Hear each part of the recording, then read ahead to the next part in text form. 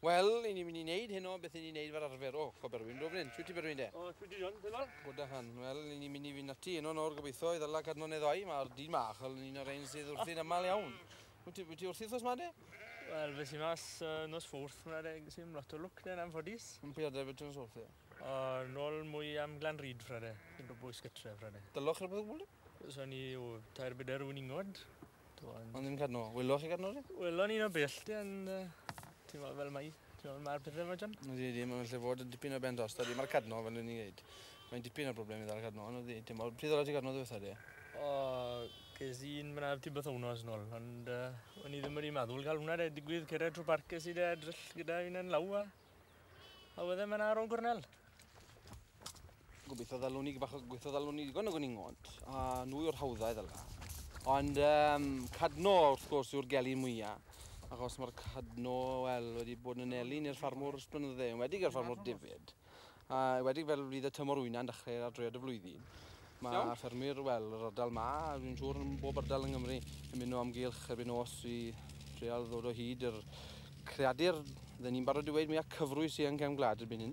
Dda ni'n mynd ati a stopo hela, a gadael hela yn y ffordd yma, neu unrhyw ffordd o hela. Wel, fydde'r canlyniadau yn arswydus yn fydden nhw.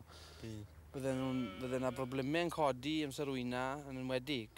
Ni'n barod yn gorfod o mewn. Gwmynt o ddefes hynny, nifer fach iawn yw'r un ni. Ond ni'n barod yn gorfod dod i fewn nhw i adeilad dros nos am yr wythnos nes fod yr wyn yn cryfhau. Neu mae'r cadno yn gallu cael gledd. Dim ond mewn oriau. Rwy'n gwbl bach oriau a maen nhw'n cael gledd. Mae'n mynd ati hela cadnoed yn yr hen ffordd oddodiadol a'r bobl ar gefen cyffylu. Wel, nid yn unig wedi wastraff amser.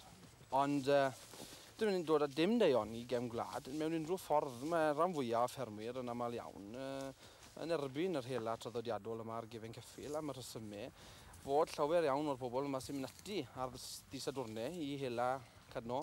Wel, maen nhw'n bobl sydd ar agwedd yna'n ffodus, a dwi'n weid blywyn ar yndafod, ac mae wedi digwydd yn un hunain yma. Maen nhw'n bobl sydd yn credu, ta beth i chi berchen, maen nhw berchen, a yn aml iawn, dyn nhw'n dyla bach iawn o stal y gwbl. Ond mae'n mynd allan yn yr hwyr, a mynd i dir, digon o dir, ble mae eriod, mae pawb yn gwybod am gadnoed. Chi'n mynd i'r ardal fel ni, chi'n dal lle anoswaith dda, dyn ni ddim wedi gofiwch. Ond mae nifer yn yr ardal, felly'n dal 7 neu 8 mewn noson.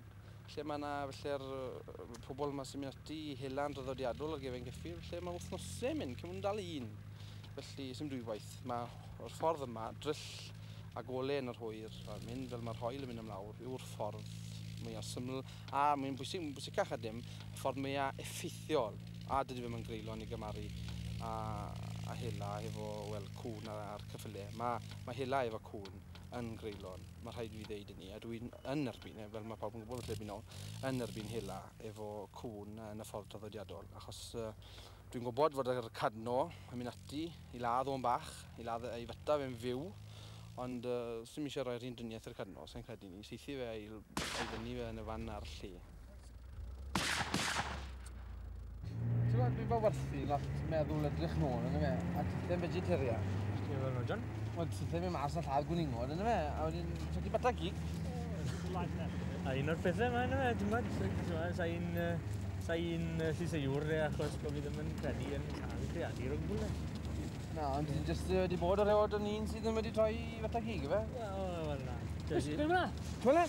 Gwyd boi Gareth, dale! Na ti wedi Berwyn, gwyd boi.